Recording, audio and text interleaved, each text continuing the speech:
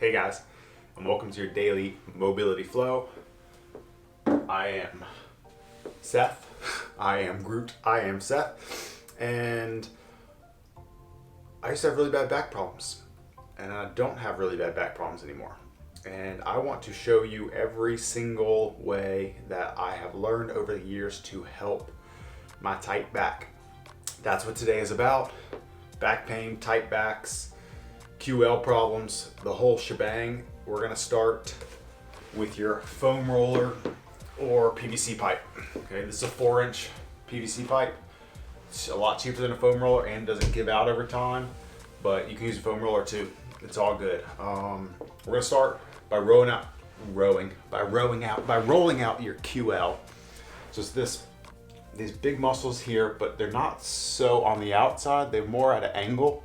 So we want to come into your back at this angle, not straight on, but at an angle, 45 degrees with the PVC pipe. So what I'm going to do is I'm going to lay on that PVC pipe with my tricep down too. So I'm going to take some of my weight onto my arm, and I'm just going to work at about a 45-degree angle and break up some of that tension.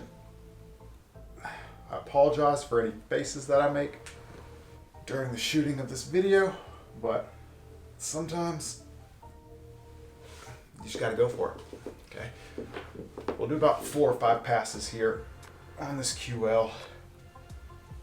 If you wanna go elbow down like this, also an option, but you wanna be able to moderate your weight is the key. You wanna be able to add more weight, like drop and push in a little harder, or take some of your weight away by holding yourself off the ground. The key to good foam rolling is being able to adjust. Stay off your spine, don't rush through it. Get a nice pressure wave down that muscle. And then we're gonna switch sides after one more pass. I'm gonna start at my hip, and I'm gonna get real slow.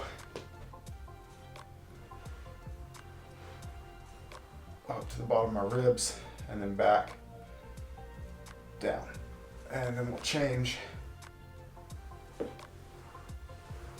sides. So I'm gonna lean the other way. On my tricep, I'm gonna do a little bit of both, some tricep on.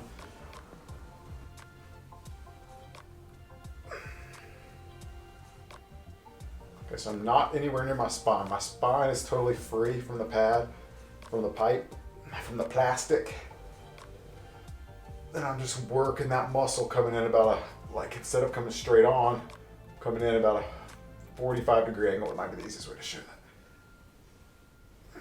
That takes a little bit of adjustment of your angle of your body on the pipe. And also I don't know how to explain this, I'm sorry. Play around with it.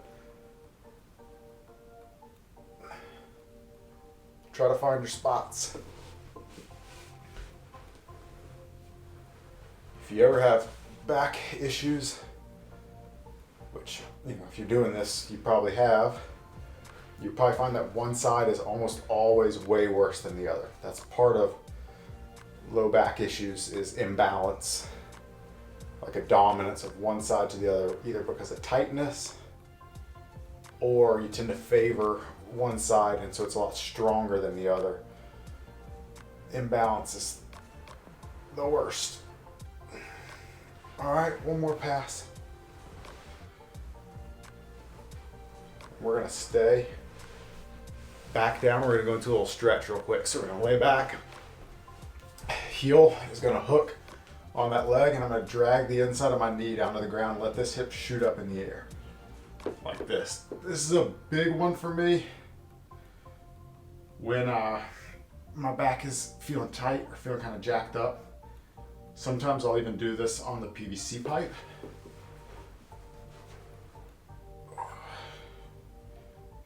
So what I'm finding now is that the right side of my back was the much more tender side when I was rolling, but this front hip is actually a lot tighter. So I'm seeing that imbalance from back to front, which is why we want to do things single-sided, not always 2 things at a time. Not always both legs, not always both arms, but also stretching and working out. Okay. Sometimes I'll even do this on the PVC pipe. I'll get here, I'll get back over so my hips are up on it, and I'll drop this leg down to the ground like this.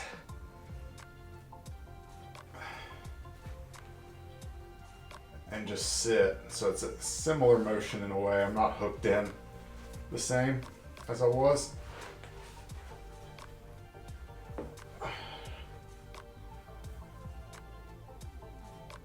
But I'm working just kind of like trigger pointing. This works really well with a softball, actually. Okay, I'm gonna get one more rep in. Dragging over.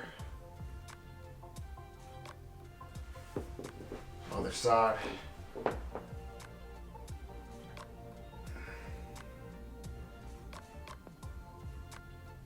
Okay, go ahead and sit up. We got more stuff to do. More things to do. We're gonna start this time with stretching. You can use the PVC pipe for like balance if you want, but we're gonna do a couch stretch or a death stretch. Either one's fine. I'm gonna use my chair. It's called couch stretch because you can do it on the couch. But basically what we wanna do is, it's like this stretch that we do, but we're gonna trap the foot. So I'm gonna prop my foot up on the chair and push my knee back as close to the chair as I can. And then I'm gonna bring my other foot out and I'm gonna sit my chest upright. The only advantage to doing this over holding our hand, like holding your foot, is that we can just relax the upper body and really drop the hips forward. So I'm propped up. Let's see if I can show you a different angle. Propped up here.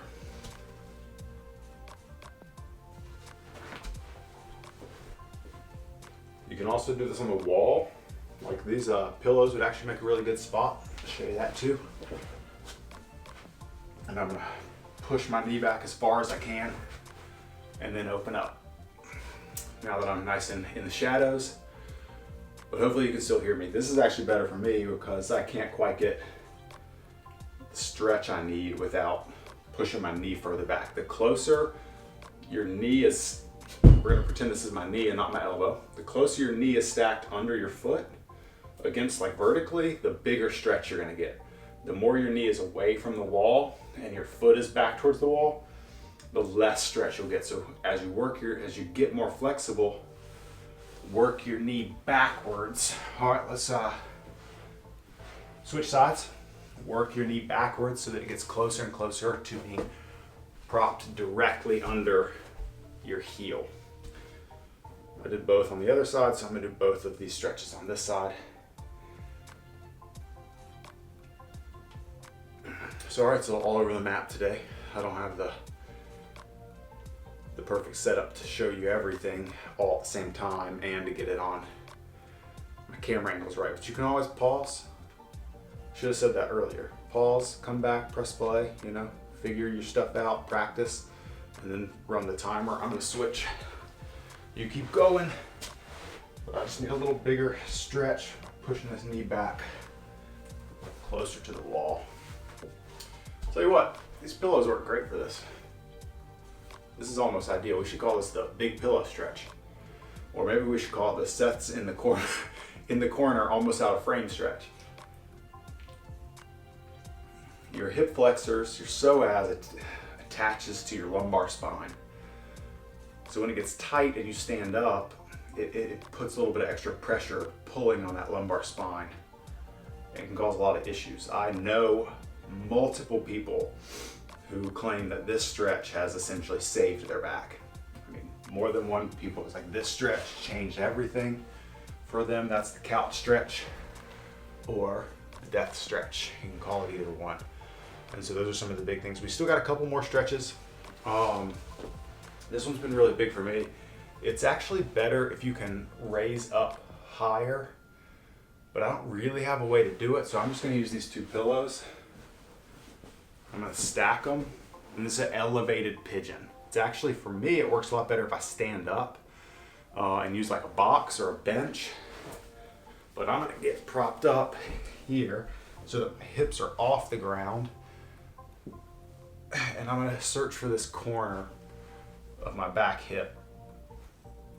Again, this works really, really well for me if I use like a box, like a 20-inch box or a 24-inch box, and I'm actually standing. It's money, but you might be able to stand and use your couch or something like that. Or actually, a couch would be great. The chair's just not quite big enough. This is one that I do a lot of times before I get into bed. Oh, there it is. I'll like walk up to the bed, prop my leg up, and I'll pigeon like before I lay down. But the more upright standing position for me gets it more into like my piriformis instead of my glute quite as much. And that corner of the hip is where I have a little bit more issues. All right, let's change sides. Oh, a little tougher to get in and out of with these pillows than regular pigeon.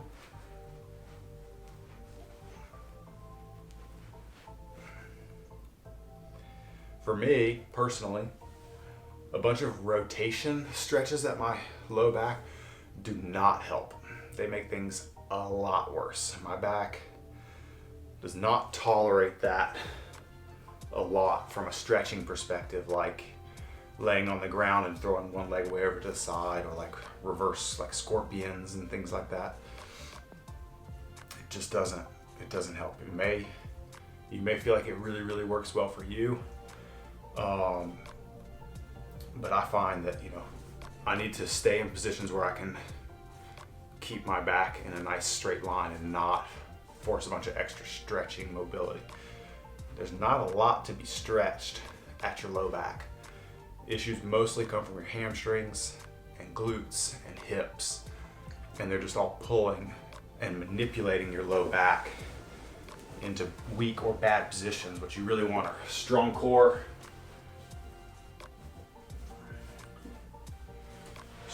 loose muscles. Strong core, loose muscles. All these. Okay, we got one more thing, and we're just gonna stand up to do it. We're gonna take that wide, like double shoulder width stance. So this is my shoulder width. I got one shoulder width here, one shoulder width here. And we're just gonna sit back and hinge and work side to side. So when I say back, what I mean is that I'm trying to drop my butt behind my heels. I don't know if you can tell that on camera. Here and then over.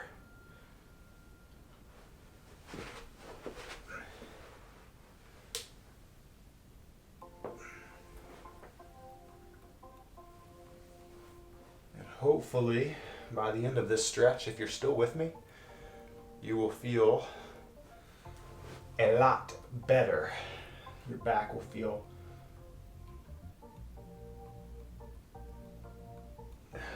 new.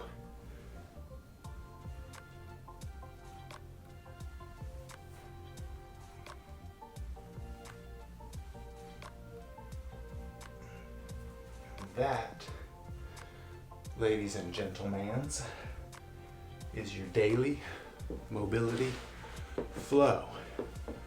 I hope you feel like you did something. I hope you feel like that was worth your time. Please let me know if you need anything from me. Just write a comment on the video and I will gladly respond 100% of the time if you ask me a question. So yeah, hit me up. I'm around. I appreciate you, and I'll see you guys on Friday. Later.